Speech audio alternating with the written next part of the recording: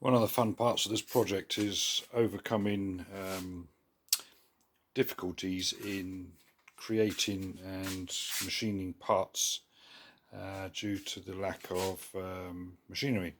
I mean, I don't own things like lathes and CNC machines, all that sort of thing. So here I've repurposed the jig that I made to do the back axle beam.